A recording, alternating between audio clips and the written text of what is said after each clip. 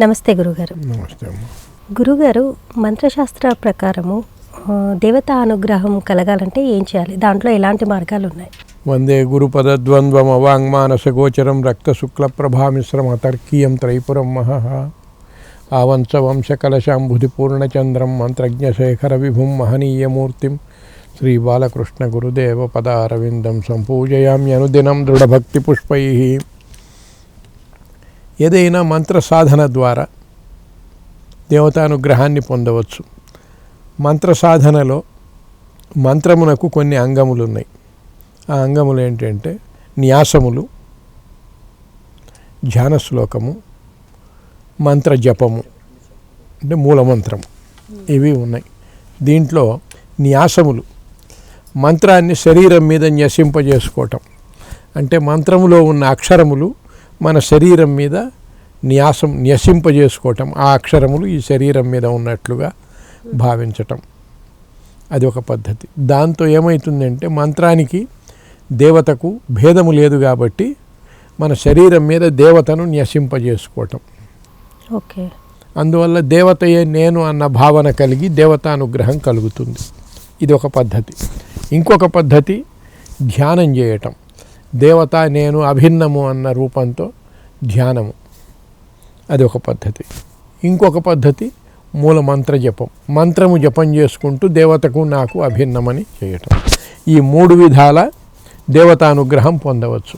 అందువల్ల ప్రతి మంత్రానికి న్యాసములు, ధ్యాన శ్లోకము, మూలమంత్రము ఉంటుంది కంపల్సరిగా. ఈ మూడు విధానాలలో ఎవరికి ఏది ఎక్కువగా చేయదలుచుకుంటే ఇష్టం ఉంటే దాన్ని ఎక్కువగా చేయవచ్చు. మంత్రము కొద్దిగా చేసుకొని న్యాసములు ఎక్కువగా చేసుకోవచ్చు. న్యాసములు కొద్దిగా చేసి మంత్ర జపం ఎక్కువగా చేసుకోవచ్చు. వీటన్నిటిని మించి ధ్యానము కూడా ఎక్కువగా చేసుకోవచ్చు. ఎవరికి మిగతావి నామమాత్రంగా కొద్దిగా చేసుకుంటూ వాటిని ఎక్కువగా చేసుకోవచ్చు. ఈ మూడు పద్ధతులు ఉన్నాయి. అయితే ఇందులో ధ్యానం చేసేటప్పుడు దేవతను ఆహ్వానిస్తాం ధ్యాన శ్లోకంతో. అందువల్ల అప్పుడు దేవతను ఎప్పుడు ఆహ్వానించినా కొంచెం పూజ చేయాలి. పూజ అవసరం. దానికోసము లం పృథ్వీతత్వాత్మనే అని లమిత్యాది పంచపూజలు అంటారు. అక్కడ పంచపూజలు కొంచెం చేస్తారు.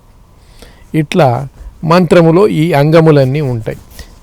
ఇది కాక మంత్రాన్ని దర్శించిన ఋషి ఉంటాడు. అంటే ఆ మంత్రాన్ని కనిపెట్టిన ఋషి, కనిపెట్టి ఆయన ఆ మంత్ర ఉపాసకుడు అనమాట. వాళ్ళను దర్శించటం అంటారు దాన్ని. ఆ మంత్రము దర్శించిన ఋషి, ఆ మంత్రానికి దేవత, ఆ మంత్రానికి బీజము, శక్తి, కీలకము అని ఉంటాయి. వినియోగము అని ఉంటుంది. ఇవన్నీ ప్రతి మంత్రానికి అంగభూతములుగా ఉంటాయి. ఏదైనా కామ్యము కోరి చేసేటప్పుడు ఈ అంగభూతములతో ఉన్న మంత్రాన్ని మొత్తం చేయాలి. అంటే ఇవన్నీ కూడా స్మరించాలి, ఋషిని స్మరించాలి. ఈ రకంగా ఇవన్నిటినీ స్మరిస్తూ మంత్రాన్ని జపం చేయాలి. ఇది మంత్రశాస్త్రంలో దేవతానుగ్రహం కలిగేదానికి ఈ మార్గాలు చెప్పబడ్డాయి. ఈ మార్గాల ప్రకారంగానే మంత్రాలు ఏర్పాటు చేశారు. అందువల్ల మంత్రములో ఈ అంగములన్నీ ఉంటాయి. అదేమ్మా.